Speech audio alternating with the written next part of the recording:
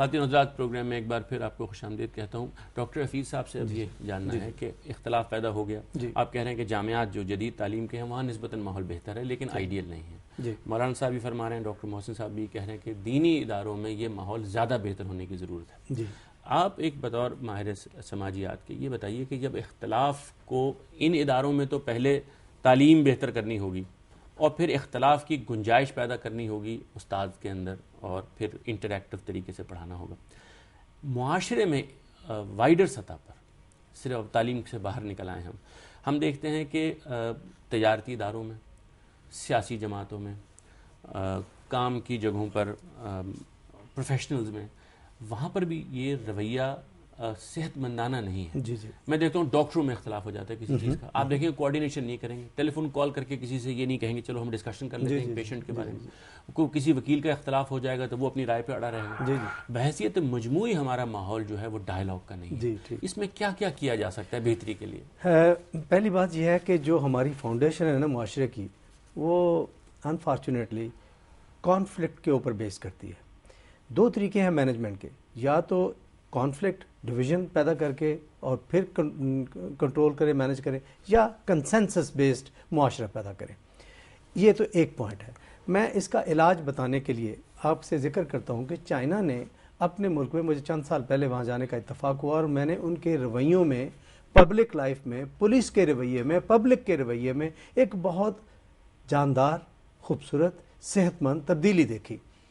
اس تبدیلی کی وجوہات کئی ہوں گی لیکن ایک ذکر کرنا چاہتا ہوں. انہوں نے 9 مختلف ڈاکومنٹریز بنائی ہیں جو کہ بیہیویئرز پہ ہیں, اسکول میں, پبلک لائف میں, ٹریفک میں, دفتر میں, کالج میں, جہاں جہاں انسان زیادہ انٹریکٹ کرتا ہے, سچویشن بیسڈ. وہ 9 ڈاکومنٹریز اپنی زبان میں, چائنیز زبان میں, انہوں نے مختلف ٹی وی چینلز پہ چلائی ہیں. اور ایک سچویشن بھی ہو سکتی ہے کہ یہ ریئل سچویشن جو ہوئی, جو لیٹ سے اچھی نہیں تھی, اور پھر بتایا کہ یہ ہونا چاہیے تھا. اس طرح کی انہوں نے ڈاکومنٹریز بنا کے بار بار ریپیٹ کر کے معاشرے کی تربیت کی ہے. آپ نے بالکل صحیح لفظ بولا ہے کہ انہوں نے معاشرے کی تربیت کی ٹیلی ویژن کے ذریعے. 9 ڈاکومنٹریز میں نے پبلک اسکرین پہ دکھائی ہوں گی. مجھے یہ پتا ہے کہ انہوں نے 9 ڈاکومنٹریز مختلف بیہیویئرز کے اوپر, جس میں جنرلی پبلک انوالو ہوتی ہے, گھر میں بھی ہو سکتا ہے, فیملی ہے, اسکول ہے, دفتر ہے, جہاں کہیں بھی ہوتے ہیں, وہ پھر بار بار دکھائیں اور لوگوں کو پتہ چلا کس طرح سے بیہیو کرنا ہوتا ہے کسی سچویشن میں. اور اس طرح انہوں نے ایگو کا علاج کیا, غیر ضروری ایگو کا استعمال, غیر ضروری جس کو ہم بےزتی کہتے ہیں اس کا علاج, جذباتی رد و عمل, ریاکشن نہیں ریفلیکشن, کہ آپ اپنی پرسنالٹی بھی انوالو کر کے کچھ کہیں, بولیں یا ایکٹ کریں, بجائے اس کے کہ کسی نے کچھ کہا اور میں نے فٹافٹ بول دیا, جس کو ہمارے زمانے میں جب ہم بچے تھے تو کہا کرتے تھے پہلے تولو پھر بولو. ڈاکٹر محسن نقوی صاحب, یہ 2 انہوں نے نکات ارشاد فرمائے ڈاکٹر حفیظ صاحب نے کہ ایک وجہ ہوتی ہے اختلاف رائے کے بگڑنے کی, انانیت پیدا ہو جاتی ہے اور آدمی ڈیفینسو ہو جاتا ہے, اور ایک یہ بات ہے کہ آدمی اس کا رد عمل میں جذباتی ہو جاتا ہے, اور اس کی ہی اگلی شکل یہ ہوتی ہے کہ آپ دوسرے آدمی کو, خاص طور پہ دینی معاملات میں ہم دیکھتے ہیں کہ وہ لیبل کر دیتے ہیں ہم کہ یہ تو باطل ہے, یہ زندیق ہے, یہ گمراہ ہے. کیا اس کے پیچھے ایک اور چیز بھی نہیں ہے کہ جس کو ہم مفاد کہیں؟ کیا کہیں؟ مفاد. اچھا. ظاہر ہے وہ اپنا فائدہ ہے, اس اپنے کوئی انسٹیٹیوشنز ہیں, اپنی کو مکتب فکر کی کچھ مصلحتیں ہیں. کیا یہ نہیں ہے ہمارے یہاں کہ علم اپنی خاص شکل میں, اپنی خالص شکل میں ہمارا مطمع نظر نہیں رہا, ہم دلائل کو اہمیت نہیں دیتے, ہم شخصیات کو دیکھتے ہیں, اپنے بزرگوں کو دیکھتے ہیں, اور ہم دوسرے کی کسی بات کو چاہے وہ دلیل سے بیان ہو رہی ہو تو ہم اس پر غور نہیں کرتے؟ بالکل آپ نے صحیح فرمایا, اور مفادات کی بھی ظاہر قسمیں, اور ہمارے دور میں تو سیاسی اور مالی مفادات وہ بھی شامل ہو مفادات کے اوپر حاوی آ گئے ہیں. سب سے جو اہم چیز ہے جس کی طرف یہ ڈاکٹر صاحب اشارہ کر رہے تھے, فرما رہے تھے کہ تعلیم کے ساتھ ساتھ تربیت کی ضرورت ہے. ہم لوگ جب بچپن میں پڑھتے تھے تو والدین بھی اس بات پہ زور دیتے تھے اور اساتذہ بھی کہ تعلیم اور تربیت یہ 2 الفاظ ساتھ ساتھ ہوتے تھے, کبھی ہم نے اکیلے یہ نہیں سنا. اب یہ ہے کہ تعلیم بمانا یہ کہ لوگوں کو ڈگریاں مل گئی ہیں. ہم تو بیہیویئر کی جو بات کی چائنا میں جس طرح سے بیہیویئر مینجمنٹ کی بات ڈاکٹر صاحب کر رہے تھے, ہم تو یہ دیکھتے ہیں کہ جو ہمارے معاشرے کا پڑھا لکھا طبقہ ہے اس میں بھی یہ بیہیویئر چینجز عجیب و غریب قسم کی اور تشدد پسندانہ قسم کی آئی ہیں، اور وہ اپنے جو پہلے تھا ایک کلاس کانشیسنس کی ایک بات تھی کہ مثلا ہم عالم ہیں تو ہم اس قسم کے الفاظ میں استعمال کریں گے، ہم وکیل ہیں یا ڈاکٹر ہیں تو ہم اس قسم کے الفاظ استعمال نہ کریں گے، ہمارا بیہیویئر بہت سافٹ اور لینینٹ ہونا چاہیے. وہ ساری اقدار جو ہیں وہ اس لیے ختم ہوتی چلی جا رہی ہیں کہ اب علم کو تعلیم اور تربیت کے لیے نہیں حاصل کیا جاتا بلکہ اپنے کچھ معاشی اور سیاسی مفادات ہیں ان کے لیے حاصل کیا جاتا ہے. نہ والدین کے پاس اتنا ٹائم رہ گیا ہے کہ وہ اولاد کی تربیت کریں. ہم بہت ہی دکھے دل کے ساتھ یہ بات کر رہے ہیں.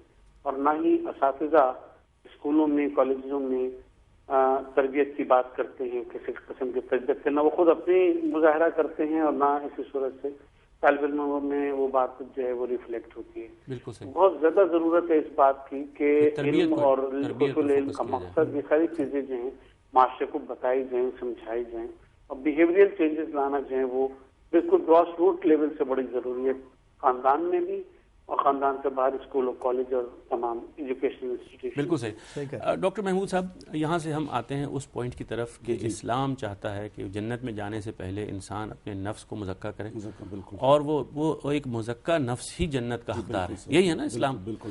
یہ تو پیدا ہوتا ہے اپنے اخلاق کو بہتر کرنے سے، اپنی تربیت کرنے سے، اور وہاں پر ہم بالکل پھسڈی ہو گئے ہیں. ہمارا حال کوئی اچھا نہیں ہے، اور یہ سب کچھ جو ہم نے دیکھا ہے وہ اس وجہ سے کہ ہم نے اخلاقی بہتری کو فوکس نہیں کیا. تو آپ یہ بتائیے کہ اسلام کے وہ احکام جو عبادات سے ریلیٹڈ ہیں وہ تو ہم سمجھتے ہیں، ان پر عمل بھی کرتے ہیں، فضائل ہیں، ثواب ہے، اجر ہے، یہ اپنی جگہ پر، لیکن یہ جو کیا اخلاقی پہلو ہے دین کا اور اپنے نفس کو بہتر کرنا ہے، کیا یہ نہیں ہے کہ ہم نے اس کو چھوڑ دیا پیچھے؟ جی بالکل، یقیناً آپ نے صحیح فرمایا. اصل میں ایک اسلام جو ایک چیز پیدا کرنا چاہتا وہ ہے ضبط نفس. ضبط نفس کا مطلب ہے کہ آپ اپنے جذبات کو کنٹرول رکھیں، آپ اپنے آپ کو قابو میں رکھیں. اور قرآن نے جو مباحثہ یا مکالمہ کی روایت کی ہمیں اجازت دی ہے اور اس کا حکم دیا ہے وہ یہ ہے کہ مجادلہ احسن ہو. جب ہم گفتگو کر رہے ہیں، ایک یعنی بحث پیدا بھی ہو جائے تو اچھی بحث، اچھے انداز میں ہو، اس کے اندر کچھ آداب ہیں گفتگو کرنے کے. اسلام دوسروں کے دلوں کو مجروح کرنے سے منع کرتا ہے، حتیٰ کہ فرمایا کہ وَلَا تَسُبُّوا الَّذِينَ يَدْعُونَ مِن دُونِ اللَّهِ فَيَسُبُّوا اللَّهَ عَدْوًا بِغَيْرِ عِلْمٍ، کہ جو کفار ہیں وہ جن کی پوجا کرتے ہیں ان کو برا بلا نہ، یعنی بتوں کو بھی برا بلا نہ کہو. ٹھیک ہے نا. اب ہمیں سب سے پہلے اس بات کی ہمیں ضرورت ہے، جو تربیت کی بات ہوئی ہے ہماری اس حوالے سے تربیت کی ضرورت ہے کہ اگر ہم دوسروں سے گفتگو کر رہے ہیں، ایون کہ ہمارا کسی عیسائی سے، کسی یہودی سے، کسی مجوسی سے، کسی ہندو سے ہمارا مکالمہ ہو رہا ہے یا ہم ان کو ڈسکس کر رہے ہیں، تو ہمیں اپنے اوپر قابو رکھنا چاہیے. میرے اندر اگر فرض کرو کہ اس کے بارے میں کراہت کا جذبہ بھی ہے، ناپسندیدگی کا جذبہ بھی ہے، تو یہ جو ضبط نفس اسلام نے ہمیں تعلیم دیا ہے اس موقع پر اس کا امتحان ہے کہ آپ دوسرے کے ساتھ گفتگو کرتے. اس لیے اسلام حقوق اللہ کے ساتھ حقوق العباد پہ زور دیتا ہے. اور حقوق العباد صرف یہ نہیں ہے کہ حقوق العباد سے مراد صرف مسلمانوں کے حقوق ہے یا گھر والوں کے حقوق ہے، بلکہ حقوق العباد سے مراد ہے آپ کے معاشرے کے حقوق ہے. ہمیں دوسروں کے جذبات کا احترام کرنا چاہیے. دوسروں کے ساتھ گفتگو کا جو کرینہ، جو سلیقہ، جو ادب قرآن نے سکھایا، جو ادب ہمارے پیغمبر صلی اللہ علیہ وسلم نے سکھایا، جو ادب ہمارے بزرگوں نے سکھایا، ہمیں اس کو فالو کرنا چاہیے. اور اس کے لیے تربیت، تزکیہ اور ضبط نفس جو ہے بہت ضروری قسم کے آداب ہیں اور بہت ضروری قسم کے عناصر ہیں جو ہمارے اندر پیدا ہونے چاہیے. اور وہ میں اسی پہ بات کرنا چاہ رہا تھا، یہ تربیت والی بات. دونوں اسکالر صاحبان نے جو بات کہی، تربیت کیسے ہو، کون کرے، کس طرح کرے، ہونی تو اسکول سے لے کے یونیورسٹیوں تک چاہیے. لیکن میں ایک چھوٹا ساری زندگی کا ہے، ساری زندگی کا ہے، لیکن ایک چھوٹا سا ذکر کرنا چاہتا ہوں تربیت کے لیے ہی. 31 جولائی 2009 کو CNN پہ ہلری کلنٹن کا ایک انٹرویو آیا. اس نے بولا کہ ہم جب میٹنگز میں بیٹھتے ہیں ہم پورا اختلاف کرتے ہیں، اپنی اپنی رائے دیتے ہیں، کہتے ہیں یہ غلط ہے، یہ ٹھیک ہے، یہ نہیں، یہ سب اختلاف کرنے کے بعد جب فیصلہ ہو جاتا ہے تو جتنے لوگ میٹنگ میں ہوتے ہیں وہ سب اس فیصلے کی تائید کرتے ہیں، پھر اس فیصلے کو سپورٹ کرتے ہیں، پھر وہ فیصلہ امپلیمنٹ کرنے میں مدد دیتے ہیں. جب فیصلہ ہو رہا تھا تو اختلاف تھا، جب فیصلہ ہو گیا اختلاف ختم ہو گیا. اب یہ ہمیں اپنے لوگوں کو، اپنے طالب علموں کو، اپنے معاشرے کو، سب کو یہ بتانے کی ضرورت ہے اختلاف صحت مند ہو سکتا ہے اگر اختلاف کی کو ہم سمجھ کے اس کو ایکسیپٹ بھی کریں, ریسپیکٹ بھی دیں, اس سے سیکھ کے اچھا فیصلہ کر کے پھر اس پہ عمل کریں. اس کو کوئی ذاتی مسئلہ نہ بنائیں, یہ ایک جمہوری مزاج کے ساتھ ہم ڈسکشنز کریں اور کسی جگہ تک پہنچے, کوئی فیصلہ کریں. قومی فیصلے اسی طرح سے ہوتے ہیں اور اس کے بعد وہ پھر ہمارے فیصلے بن جاتے ہیں. جی, ہمارے فیصلے. ہم بعد میں یہ نہیں کہیں گے کہ جی میں نے یہ عرض کیا تھا, آپ نے میری بات نہیں مانی, اور اگر فیصلہ بگڑا ہے تو اس کی وجہ یہ ہے. خواتین و حضرات, پروگرام کا وقت ختم ہو رہا ہے. میں اپنے مہمانوں کا تہہ دل سے شکر گزار ہوں. کراچی سے ڈاکٹر محسن نقوی صاحب کا, لاہور سے میرے ساتھ بیٹھے ڈاکٹر حفیظ صاحب اور ڈاکٹر محمود الحسن عارف صاحب. آخر میں صرف کنکلوڈ کرتے ہوئے یہ چاہوں گا کہ جو چند باتیں ہم نے یہاں محسوس کی ہیں کہ ہمیں بار بار بتانی چاہیے, اور اکثر ہم ان پروگرامز میں یہ کوشش کرتے ہیں کہ یہ باتیں بتائیں کہ اختلاف ایک نیچرل چیز ہے, وہ لازماً ہوگا. جب ایک زندہ قوم سوچتی ہے, اس کے دانشور گفتگو کرتے ہیں تو نئے نکات پیدا ہوتے ہیں. یہ بات یہاں تک بھی ہوتی ہے کہ خود دین کے معاملے میں بہت ساری ایسی باتیں ہوتی ہیں جن میں اختلاف پیدا ہو جاتا ہے. دین میں کوئی اختلاف نہیں ہے, دین کی انڈرسٹینڈنگ میں اختلاف ہو سکتا ہے, وہ انسان انڈرسٹینڈنگ کرتے ہیں. ہم کو کبھی نہیں بھولنا چاہیے کہ فہم انسانی میں اختلاف ہو سکتا ہے, اس میں غلطی بھی ہو سکتی ہے. تاہم ہم کو اختلاف کو ریزالو کرنے کے لیے جمہوری طریقے پر عمل کرنا چاہیے. اس سے کسی کے لیے کوئی حق باطل نہیں ہو جاتا, لیکن بہرحال نظام کو چلانے کے لیے وہاں فیصلہ ہم اکثریت سے کریں گے.